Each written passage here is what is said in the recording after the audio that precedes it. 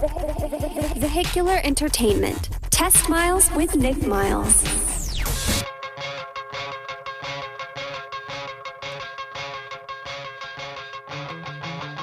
Sunday morning at 10 a.m. Good morning. Test Miles on the air. I'm Nick Miles, and yes, the double clap from the golf clap from the in-studio audience.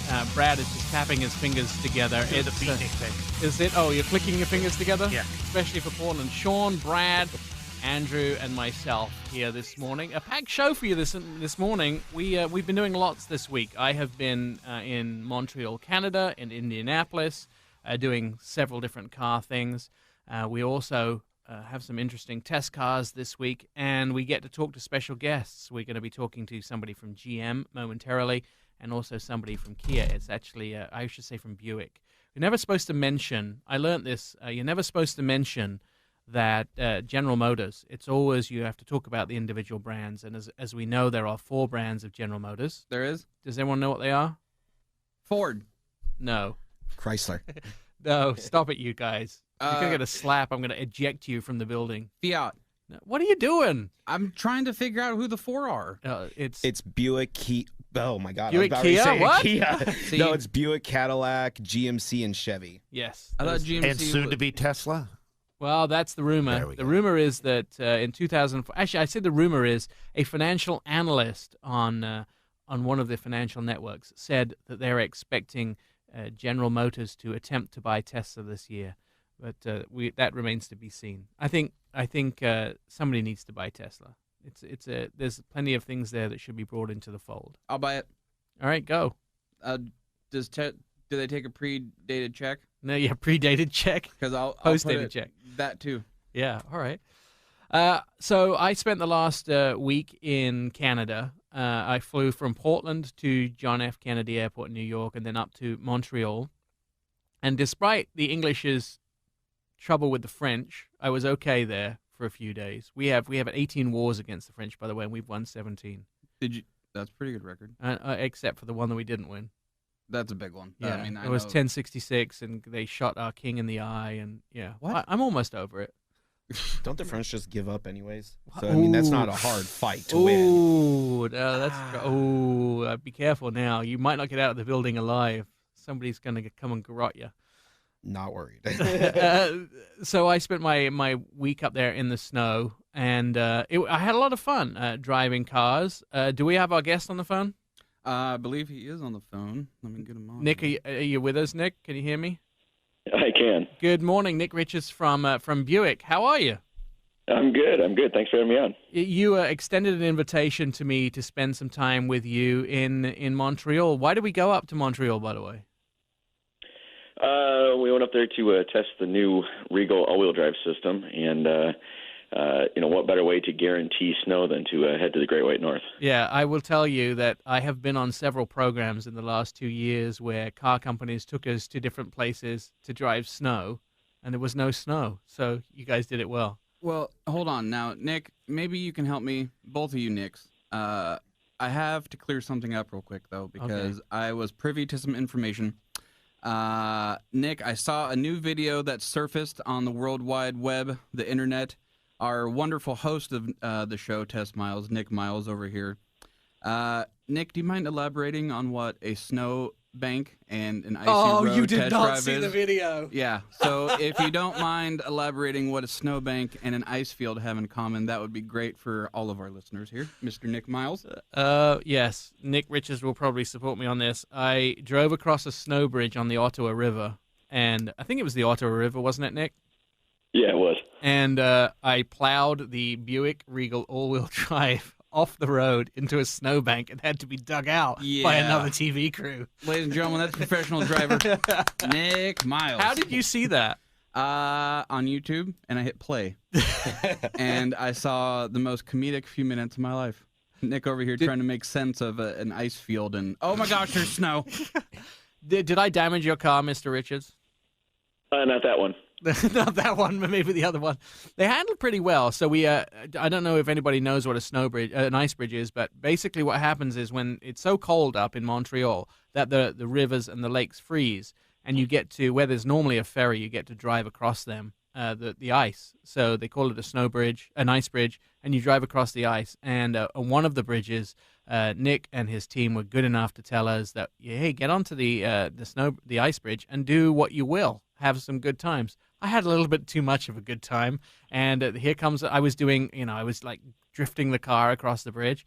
And I drifted it and didn't manage to correct in time. There was a tripod in the middle of the bridge from another film crew, and trying to avoid it. Oh, well, Kaboom! In your defense, yes, the tripod, please.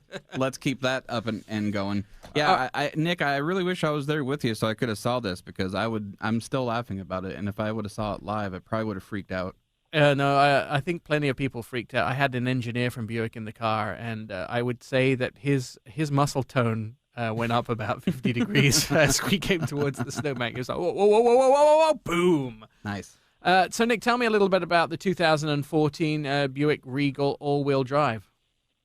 Well, the Regal was redesigned for 2014, updated the exterior and interior, a lot of additional technology, and as you got to experience the new all-wheel drive system, which we think really adds a lot of value to consumers and people who are looking for an all-wheel drive sedan. It kind of opens up the rest of the country to you, isn't it? Because everything above the Mason-Dixon line now wants an all-wheel drive, because they suffer from snow throughout the year, and now they have the opportunity to have that all-wheel drive. So does that mean you're going to sell more cars?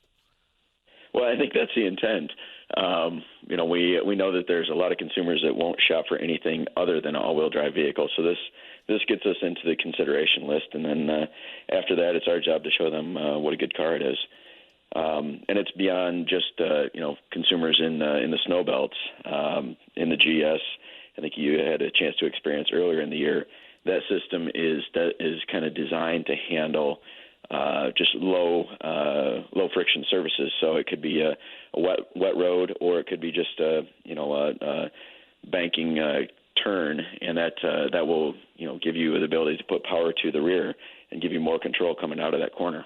I'll tell you a couple of things. I want to talk about GM in a second. I want to talk about Buick in a second, just as a brand, but a couple of things about the car which are interesting. First of all, I've always seen Buick as kind of more an older, sedately brand until I actually went on this drive. And now I really, really like these vehicles. Not only do they look good from the outside now, but the insides are exactly what I want in a vehicle.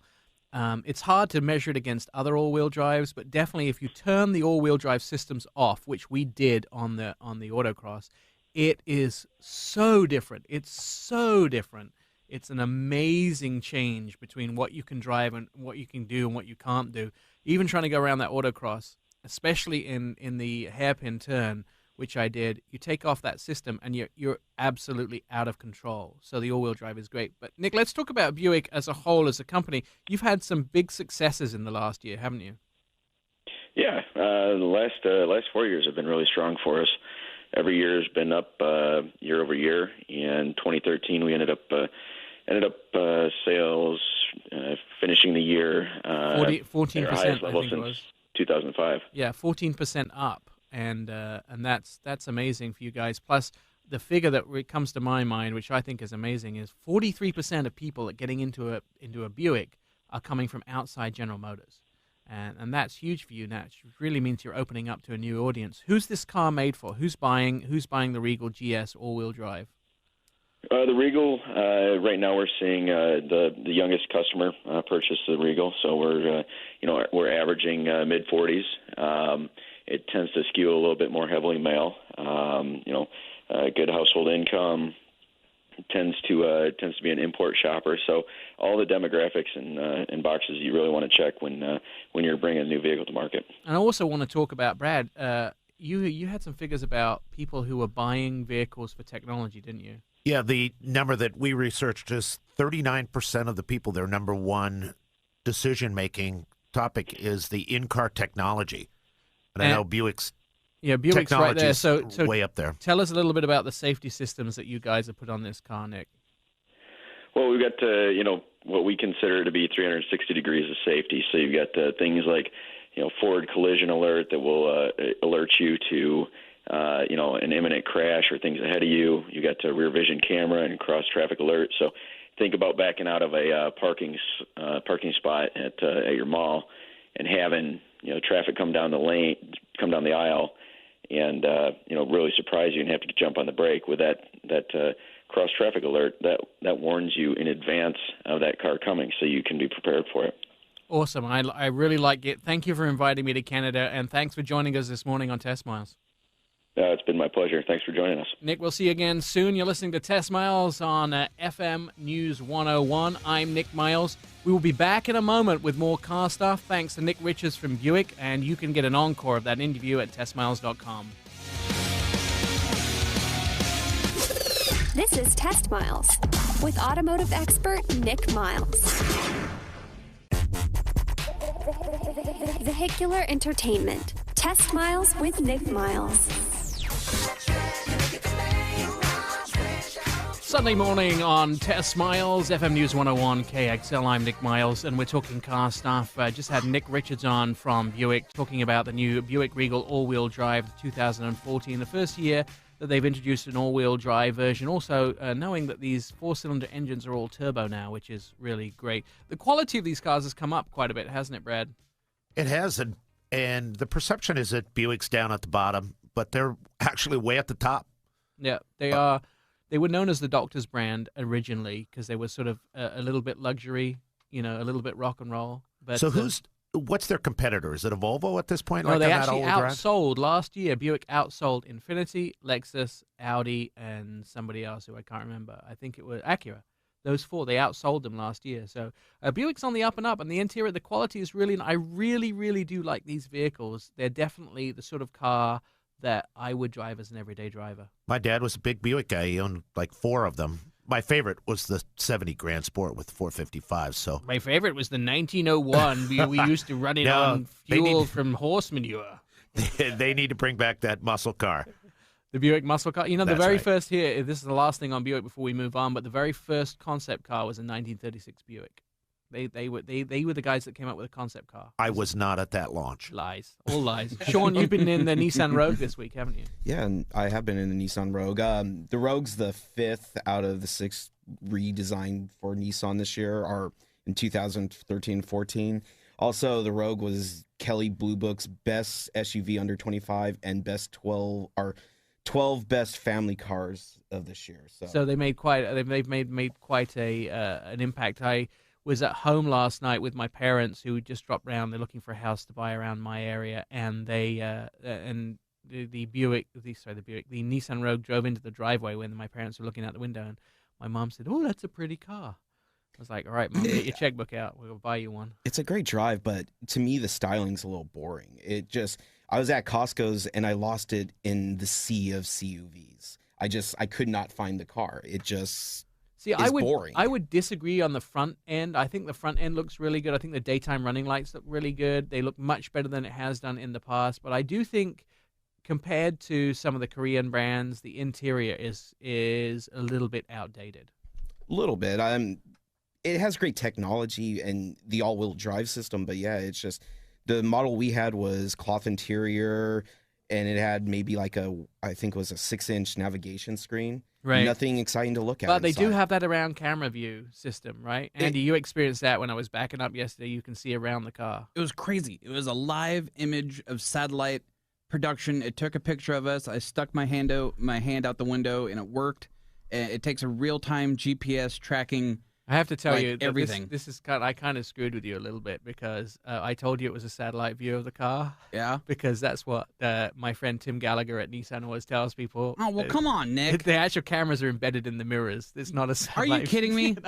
You really sold So- that story. I really thought we were up. Then what was the hand out the window thing? The cameras are so well put together that you can stick your hand out the window and actually see your hand in the car. But it has a little image of the car, and you can see 360 degrees around the car when you park it and the backup camera. Sorry, buddy. You know what, Nick?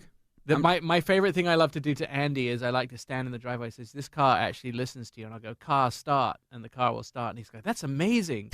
And he'll do it, and the car will start. And I said, "Really, I have a key in my pocket with the automatic start in it." So see, was that's he the kid in the Volkswagen commercial dressed up as Darth Vader? Yeah, absolutely. Is that really him? That's exactly who Andy I is. was. I'm not much taller than that, and that it was me. And I wondered, you were screwing with me a little bit more last night too, huh? Because the seat warmers were way too serious in that car. I told him, I said I could make you feel I can make you feel something. We were in the Hyundai Santa Fe, and I can make you feel something by just mentioning to you, now you're going to be too cold. And he's like, I do feel a little cold. And now you're going to be too hot. And I'm just changing the seat warmer from cold to hot. And he's like, wow, dude, my backside is on fire. Nick, I really was thinking about calling someone and saying my friend Nick knows how to do stuff and you don't. And it was I thought it was the power of suggestion. It was horrible, Nick. I don't understand who you He think did work you it are. out after a while, though. That's why I have a big bruise on my right arm. Talking about this Hyundai Santa Fe, Hyundai have this new Blue Link system. I don't know if you guys have seen it, but basically your whole car can be interactive with your cell phone and with your desktop. You can find out everything about the car, where it's going, and also it can direct you to the lowest price gas station.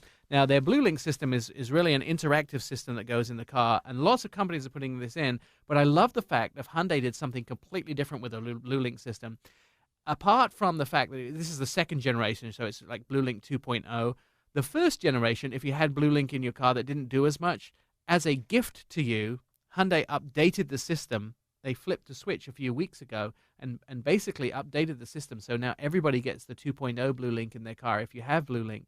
The best part about it is now it's interfaced with Google. So all you have to do is say things to your car, and it works the same as your Android cell phone or Siri would on your cell phone. You can say things like, Google, find me Bollywood Theatre restaurant, and it will go to Google and search it, and then use Google Maps and send you directly to that. And this interface is now, the car has become so much more like your cell phone. So you really can now just talk to it. Yeah, absolutely. You just If it understands your accent. Well, that's, here's that issue. We talked about that a little bit off air, but the issue always being that I have a hard time with these vehicles understanding me. And I'll say things. As do we all. Yes, as do we all. I'll say things to the vehicle, and a perfect example is take me to the Bollywood Theatre restaurant, and it will go tuning to satellite 127, or those sort of things. Now, I don't know. People have had problems with talking to their cars in the past. They haven't been very good, but I have that added extra problem. Have you guys been in cars that you can actually talk to and they do respond? I'm just into the Kia, and they've upgraded their Uvo system, and it actually has taken me to the movie theater that I wanted to go to rather than the bowling alley or something. Right, and that system has always been a bit lacking in cars, but now, especially with that Blue Link system, talking to Google, I use voice to text on my phone all the time, and Sean does as well.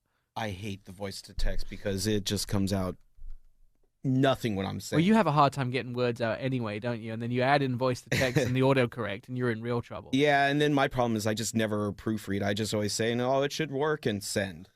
And it's came back to bite me I don't know how many times. In the backside. Yeah. You were going to say the A word. You can't say that. I on the radio. wasn't. I know better. Don't we have to be a little realistic with our expectations of the commands? Because I asked it to find me a place to take a nap, and it didn't help at all. Don't you just nap when we drive you in the car anyway? Well, yeah, but still, I mean, I was trying to see if I could find a place to find a nap. We actually may have found a resolution, by the way, of getting you to drive a vehicle. No, what? Serious? Yeah. So if those regular listeners to the show remember, Andrew doesn't have a driver's license, and we are working on giving him a driver's license. Yeah, I need to get that because I'm 32 and I don't have it, so I should probably figure it out. All right. We'll have some more news on that coming up. Are you ready to learn to drive? I mean, I need to do it. I'm 99% independent, and I need that one last percent because I'd really like to be able just to go out and do what I want, but I can't, so I won't. But I have to figure that part out. I've tried to get my girlfriend to help me, but she's busy and I can't get in the car. I'm afraid I'm going to break her car. Well, one of the things we want to do is, and I think it's really important, I push this, but I don't know, everyone agrees with me, you should learn to drive a manual. Yeah, that's the manly way to do it. I'll All do right. that. You listen to Test Miles. You're listening to Test Miles on FM News 101.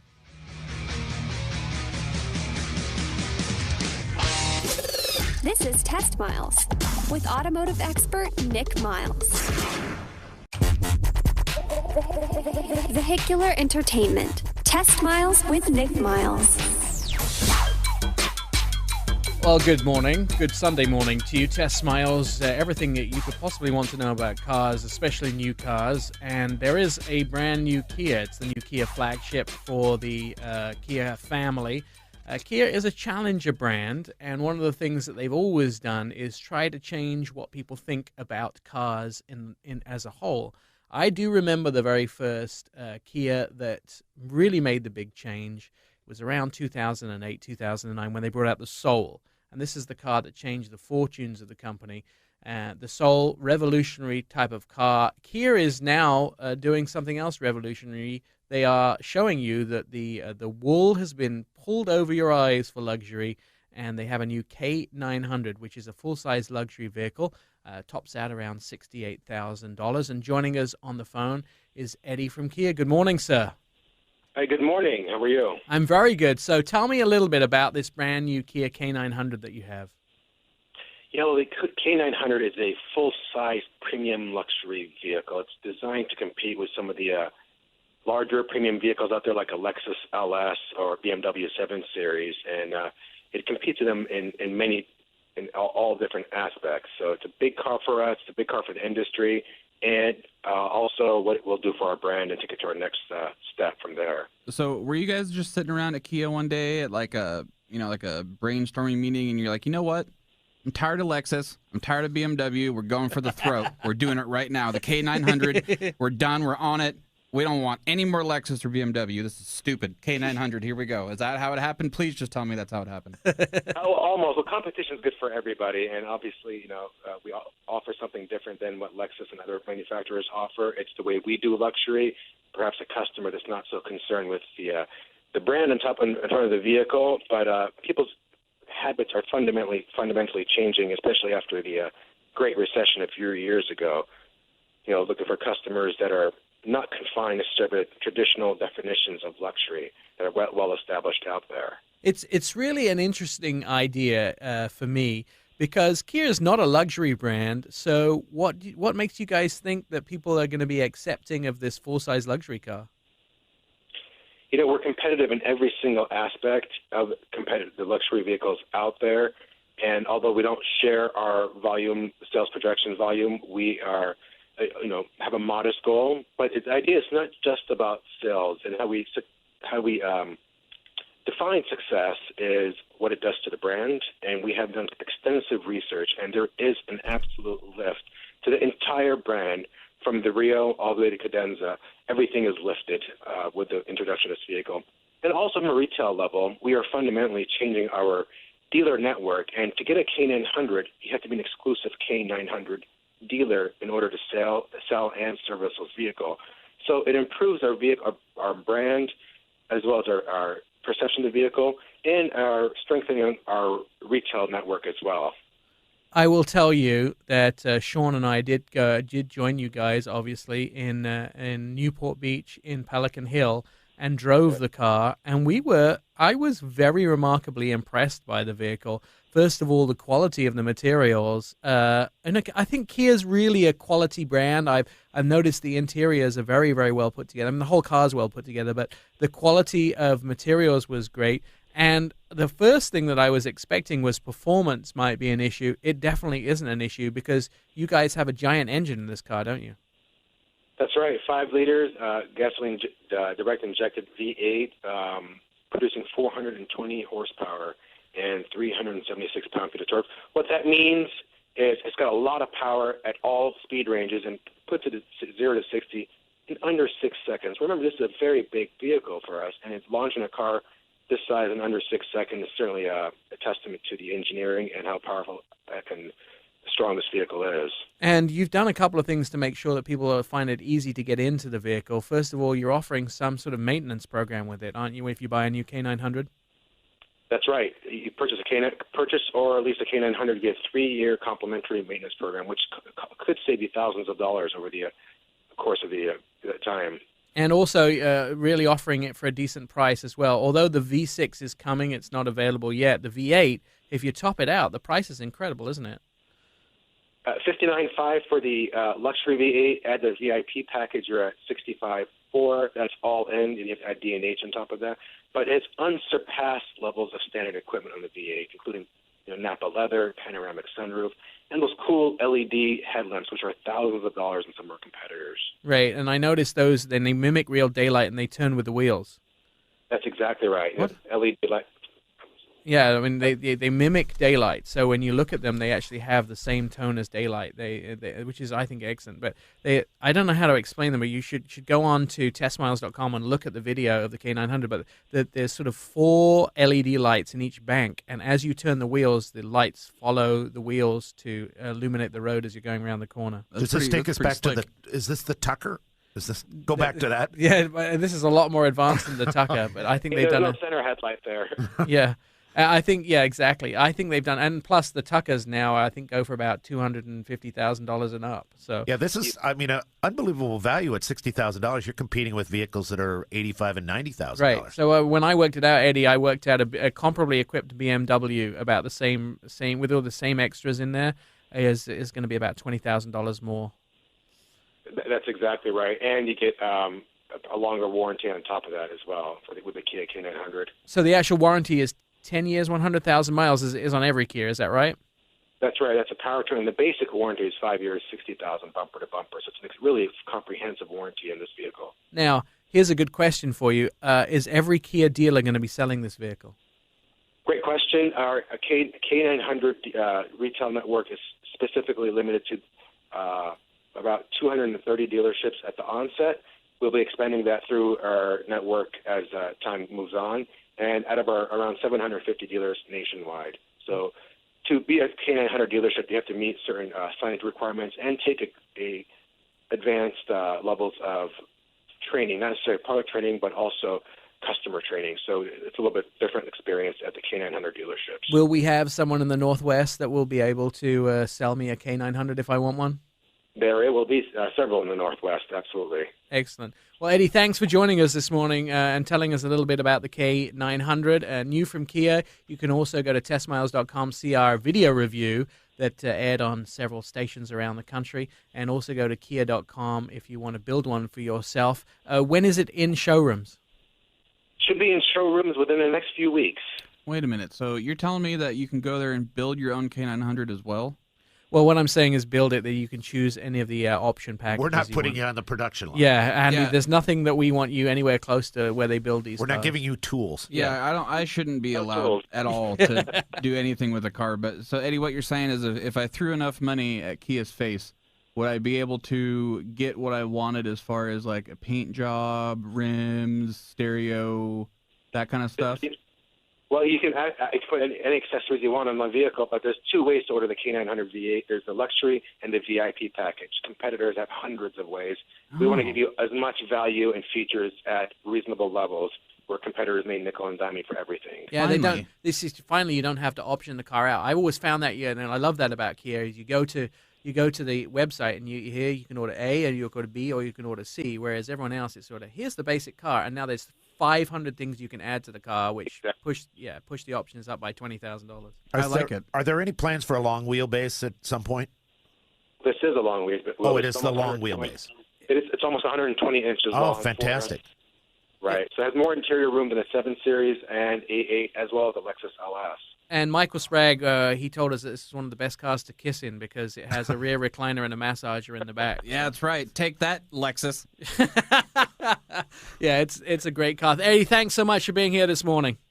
My pleasure. Thank you. We'll talk to you real soon. You're listening to Test Miles. If you want an encore of this week's show, you can go to testmiles.com.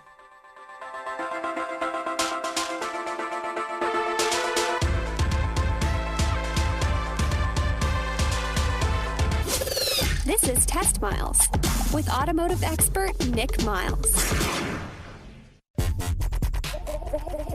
Vehicular entertainment. Test Miles with Nick Miles.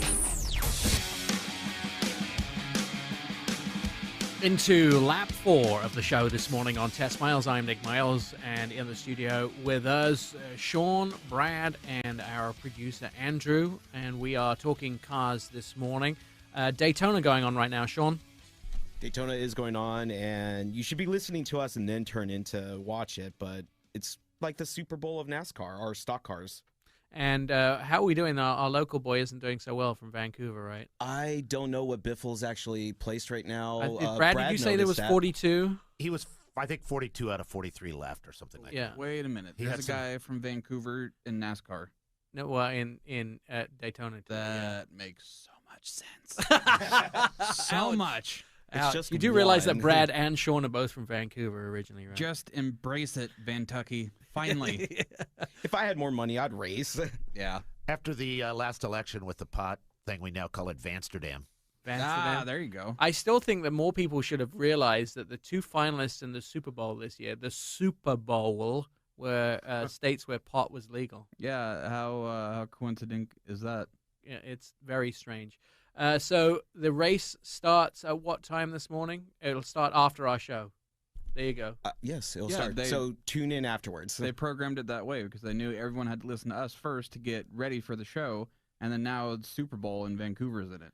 All right, there you go.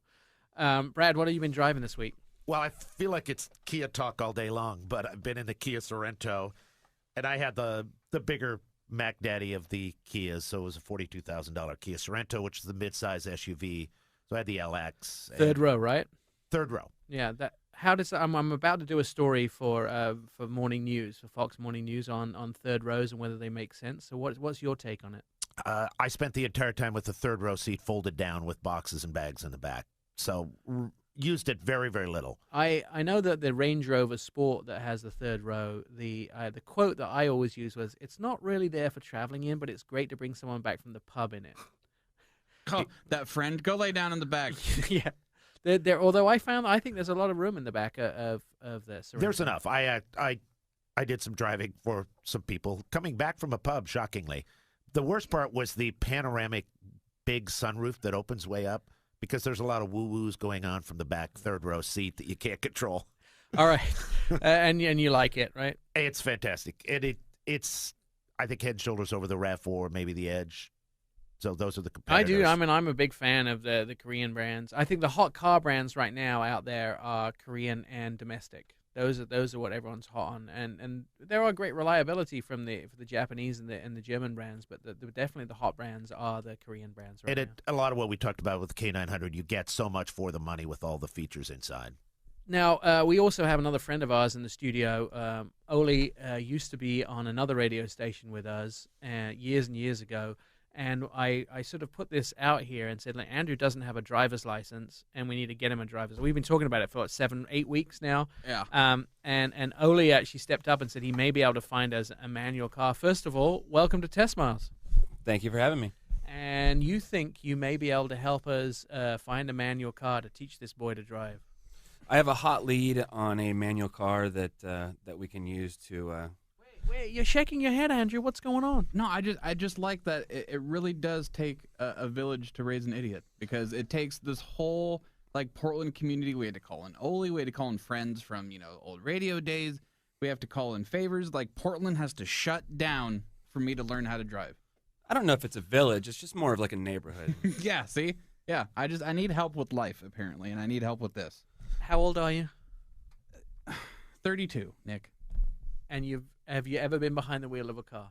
3 times. One time I almost died. The second time it was a little closer to dying. And the third time I got out after I turned the corner because I had an anxiety attack. There was cars parked on the side of the road and I freaked out. Andrew, awesome. Are you willing to let us teach you to drive? Yeah, I want to learn. I mean, I'm 32 and I don't know. I got my max ticket ready to go. It's stupid. We can learn you. I'd like to think I'm relatively smart and I should be able to figure out, but now I've developed almost a complex because, since 16, basically 16 years I've just been in the passenger side. Now we need violin music or something, because it's going to start to get really sad. And I haven't driven, and I'm 32. All right, so sad. are you willing to drive a manual? With a manual, you have to push the clutch in and then so change much extra. gear. I know, it's not just pushing the gas and the brake. I've been told, though, you're not a man if you don't know how to do a manual, so I have Maybe to just to have referred to you, not to people in general. Ah. The other thing that you have to remember is you have to use the same foot for the gas and the brake. What? You can practice. I think there's a lot of video games out there. You can kind of get an idea of shift points. I'm so something good to at Need for start Speed. with before we transition into the introduction of having a clutch. I'm so good at Need for He's Speed. good at running from the cops. Yeah. And if you go into the wall in Need for Speed, the consequences are a vibrating hand. Whereas if it happens in real life, the consequences are a little more serious, my friend. You just don't get to restart? No, No, there's no that's- reset button. You can't go. Only we're gonna plan on trying to do this maybe this week or next weekend, and get you to learn to drive. We also have friends coming in next week that may help us with it. Art Smith is going to be here on next week's show from Tonkin Gran Turismo, and he's the guy that you get the Maseratis and Ferraris and luxury cars from. Yeah, definitely. I should have a test drive car from Ron Tonkin. More at testmiles.com. Thanks for joining us. We'll be back next week at 10 a.m. on FM News 101. This is Test Miles with automotive expert Nick Miles.